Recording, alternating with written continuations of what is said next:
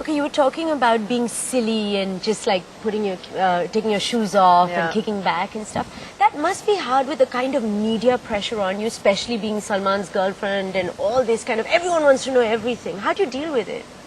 See, I don't think it's right, and I know people might misunderstand this. Salman is a wonderful person and has been an amazing support and help to me in the years I've known him.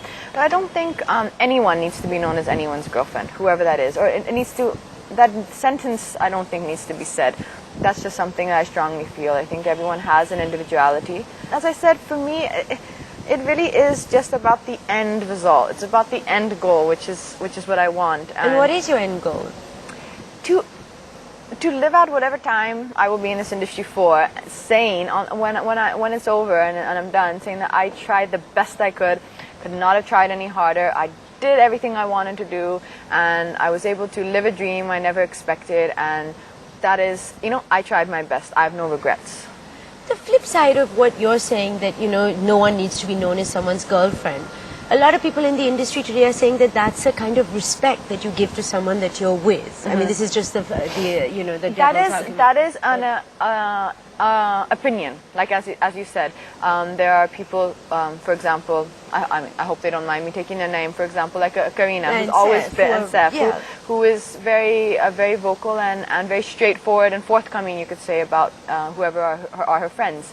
But that is something I completely respect her for.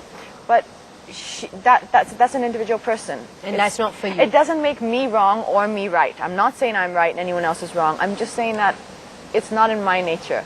And I know it's not in my nature. I really am a person who anyways, I think Cancerians by nature, if you follow that, they're a little bit more private, a little bit more closed. I think you're a Cancerian, aren't you? No, I'm Sagittarian. I'm totally public, attention-seeking kind of person.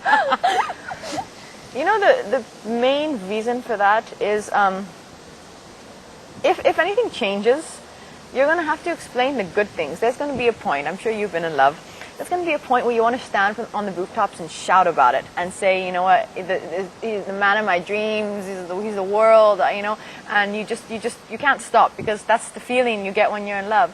Now, if that feeling changes, and say, for example, God forbid something happens which is really nasty, maybe you have a very nasty breakup, or there's another woman or another man involved, you're going to hate that person. As high as that feeling of love was, as high that feeling of hate's going to come. So what are you going to do? You're going to start talking badly about that person, and then maybe another year or 2 years later, there'll be a different person, and again, But you're thinking in such a negative, long-term fashion. It's not negative, it's just that I don't know, I just think... This explanation is the most ludicrous explanation I have heard.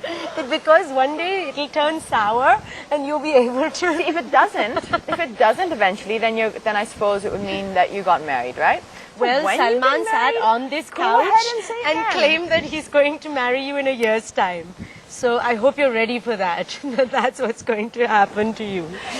I'm not going to answer that.